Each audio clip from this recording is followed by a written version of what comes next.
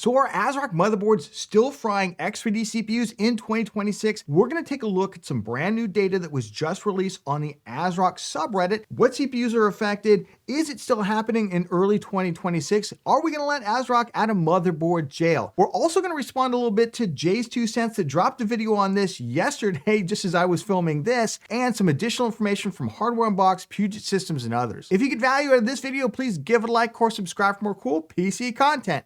Let's jump into it. This video is sponsored by VIP SCD Key. Say goodbye to crazy expensive Windows licenses and that terrible Activate Windows watermark. Right now, use the links in the video description, head over to VIP SCD Key and get a Windows 11 OEM license for a great price. Pick your product license, then use the PC Builder discount code PC25 for an additional 30% off. Go to the activation settings on your PC, put in the code, and boom! Windows is fully licensed for a crazy low price. And they have Microsoft Office licenses too. Use the links in the video description. So I put together a brief timeline of events here for both you and me to kind of wrap our heads around this. I'm not going to read the whole thing. You can pause the video and read it if you'd like. Basically, what happened here is in the early part of 2025, we started getting a lot of reports about 9800 X3D failing. In February 20th, that mega thread number 1 in the ASRock subreddit was posted for people to be able to go ahead and post their CPU failures, and later they began collecting data on a Google form, which we'll go through. In March, ASRock initially said, hey, no, we're not doing anything wrong here, but they started releasing BIOSes as far back as February, depending on the motherboard you have, and in March to fix initially DRAM issues, and then they eventually got to VSOC issues. They rolled out a whole bunch of different BIOSes that we can go through. But if we scroll down here, a couple of YouTubers got involved. Initially, Tech City did 4 videos on this. Gamers Nexus also did a video on this where they confronted, also Tech City confronted ASRock at Computex over the issue, and ASRock said that they were looking into it. Eventually, this got us to late August, early September, depending on the motherboard that you own. They started rolling out BIOS 3.40. And I will get to ASRock's statement in just a moment because I did reach out to them and they did give me kind of a more lengthy statement about how they're seeing this issue right now. But fast forward past that BIOS 3.40 is actually not the last BIOS that they would roll out to fix this. They added a 3.50 in September and October and November. Other folks tried to replicate this issue, including Gamers Nexus, including Level 1 Techs. They took motherboards from their own viewers that had already fried an X3D CPU, and they tried to put X3D CPUs on them to fry them, and none of them could replicate this, including Wendell over at Level 1 Techs tested like a ton of different CPUs on them, which was really, really crazy. So I reached out to ASRock both in the early part of January when this data was first published, because I wanted to take a look at all this before our Best Ryzen Motherboard 2026 video and before the 9850 X3D came out. ASRock did respond to me, and then I also further prodded them for some additional information because I felt like their initial statement wasn't great. I'm just going to read the highlights here. You can pause the video, of course, and read the whole thing. But they said, regarding the CPU issue you mentioned, BIOS version 3.40 has addressed the problem. That's the one they released back in August. Remember, there's a 3.50 even before the 9850 X3D came out. They've seen a reduction in reported cases overall. We've noticed that there's been less discussion around this topic on Reddit recently. I'm sure they're talking about the ASRock subreddit, of course. And then I said, hey, can you give us some more information about what you're seeing internally? I know you said you'd done some testing around this. So they did come back with an additional response. We've been conducting internal testing, and so far we haven't been able to reproduce any CPU failure scenarios. And they cited the other YouTubers like Gamers Nexus and Level 1 Techs that also were not able to conclusively basically burn up a CPU, even on older BIOSes, a board that had already burned up a CPU before. They noticed that similar CPU failure reports have appeared across different platforms. This is interesting because they're kind of throwing other people under the bus. We'll talk about ASUS in just a moment. At this stage, they're continuing to monitor the situation closely. They're going to remain transparent should there be any new findings from our ongoing investigations. But it seems like they're basically saying, hey, update to BIOS 3.40 or later, and we consider the issue closed at this point. Let's see about that. All right, let's jump into the data. This is from the ASRock subreddit, and this is mega thread number 4, 9000 series CPU failures. And I will note that they collected all of this data on a big Google forum here. You can fill this out if you had one happen to you as well. And it includes things like, and this will be important for later, the number on the CPU, the batch number that tells you basically when it was manufactured and where it was manufactured, what BIOS did it fail on, and other things like that. Let's jump into the data itself though, and there's a lot of stuff to go through here. Let's start off with on what BIOS version did the CPU fail, and then we'll take a look at the CPUs that actually failed as well, and the failures over time, which I think will probably be somewhat revealing in terms of, is this actually still happening? In terms of the BIOS version this failed at, anything before 3.25, 3.26 is a BIOS that was not designed to fix any of these issues. So 103, that's the most failures on a BIOS that's older than 3.25. So basically, on a BIOS that wasn't engineered to fix this, BIOS version 3.25 and 3.26 was at like their first crack at fixing it, 75 failures, and almost the same amount on BIOS version 3.30, which again was another incremental fix. It is interesting to see that we have the fewest number of failures on BIOS version 3.5. That could just be because the BIOS was released much later than the other ones. And second to that is BIOS 3.40, which is the one that ASRock says is the one that is designed to basically fix all these issues. Although I did check, go to the ASRock support page here. This is for the Steel Legend motherboard. 3.18 was actually the first BIOS to come out. It was a beta to fix some of these. 3.20, 3.25. Not every motherboard got the same BIOS versions, by the way. That's why there's no 3.26 here. There's a 3.30 that was released back in June. 3.40 for this motherboard came out on September 1st. Some of the other ones came out on the August 30th, basically.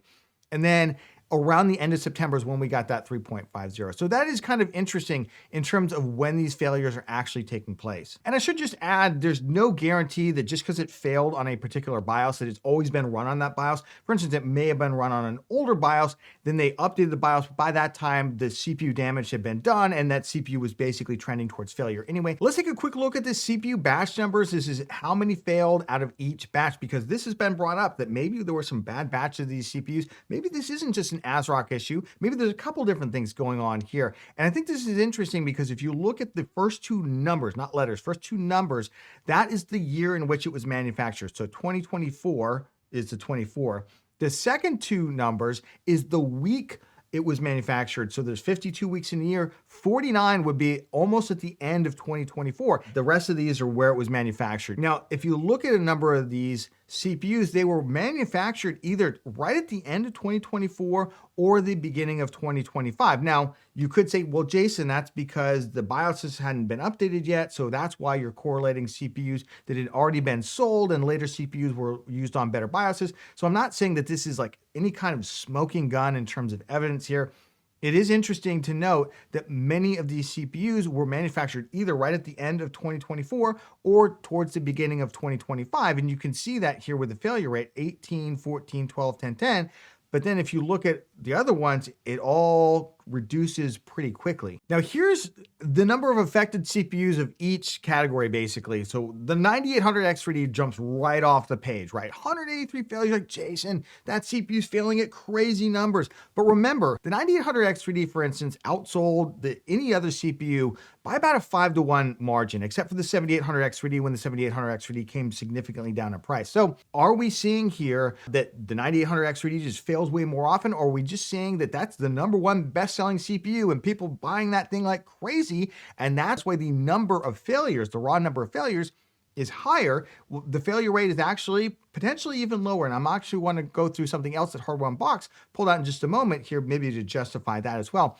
We'll look at the rest of the CPUs. So one thing that jumps immediately off the page is Ryzen 7000 series CPUs seem absolutely fine on ASRock motherboards, even before the BIOS. 7800 X3D is also incredibly popular CPU. The fact that only 11 people had those failed. Now, again, this is self-reported data.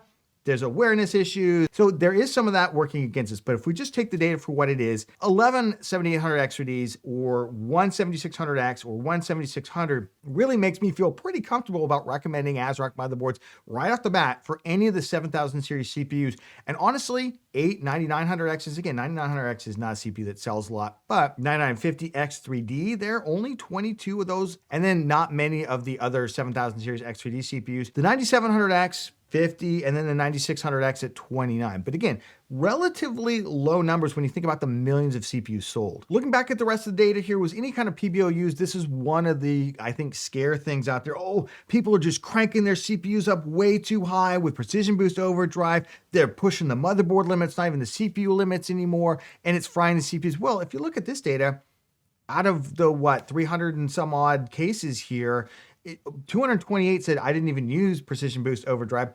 And then only 85 used it for undervolting, 26% used it for overclocking. So kind of shoots that theory down, and at least from where I'm standing, as far as this data set for the failures. And that brings us to probably the most important piece of data, which is failures by date. Now, just because ASRock introduces a new BIOS doesn't mean people rush out, even know that it exists, and rush out and update their BIOS. Honestly, a lot of folks probably didn't even realize that there were these CPU failures until their CPU failed. But I do think we need to take a look at it because it is interesting, and it does kind of push towards ASRock's point, which is that, hey, we've seen a reduction in these failure rates. And again, I want to emphasize, the failure rates are never going to go to zero. They are never going to go to zero. The electronics don't work like that. Some percent of things always fail. Their data begins in July 18th. That's just when they started collecting it. I did look at the other mega threads.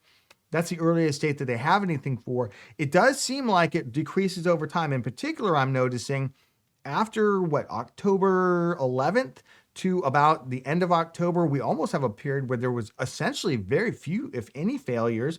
And then it does seem like the number of failures is substantially lower. Again, it's unrealistic that we're ever going to get to a zero failure because that's just not the way electronics works. Some percent of these things are going to fail, but I do think that we are seeing a reduction in overall failures. And again, let me know. You can look at this. Let me know down in the comments how you're viewing this. I did want to briefly address Jayztwocents here, who published this video again right after I was finished recording the video. I love Jay, by the way. I watch just about every video he does. I thought the response, for instance, from Hardware Unboxed, where they said that they've been trying to fry a 9800 X3D for 6 months, multiple boards, multiple BIOS settings here, and they've been unable to do it on an ASRock motherboard. And then we had Tech Epiphany, who publishes the Mindfactory sales data. Mindfactory is a massive German retailer of electronic parts, kind of like Newegg is here in the US.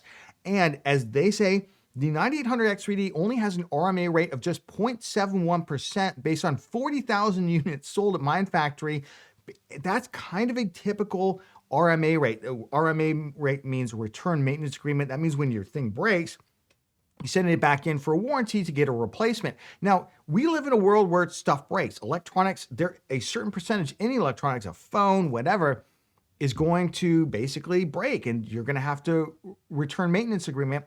So is this a question of a handful of CPUs burning up out of millions, or is this basically an elevated concern where you should avoid one particular brand of motherboard out there? Okay, so with all this data taken together, with all the reactions and additional information, taking into account this additional information in terms of people trying to burn these CPUs up, not being able to do it, seeing somewhat of a reduction in the overall failures by date, taking more into account the sales data for the Ryzen 9800 X3D and how massively that thing has outsold pretty much every other CPU on the market, maybe other than the 7800 X3D. Are we going to let ASRock add a motherboard jail for the 9800 X3D? That's a big question, right? They've been in motherboard jail the way that Intel was in CPU jail around the 13th and 14th gen unlocked CPUs. And Asus was in motherboard jail around the 7800 X3D a couple of years ago because they had failures. And there are some reports right now even that there's some additional failures, and Asus is looking into it. I'll put up their full statement, and you can, of course, check it out.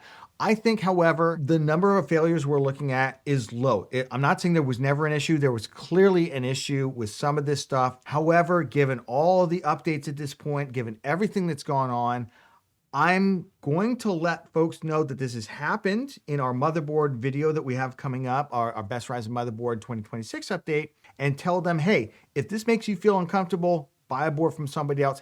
But at this point, I feel comfortable recommending any motherboard, including from ASRock, for any of the CPUs out there. It's even possible at this point that ASRock has done so much on this that they may even be better than other vendors. I was just kind of thinking about that in my head. We're not really examining with a magnifying glass failures for Gigabyte, MSI, or Asus in the way that we are for ASRock. And it's possible at this point that they've done so much testing and so much on this that there may even be better than others. But again, I have no data to prove that, just kind of my thoughts here.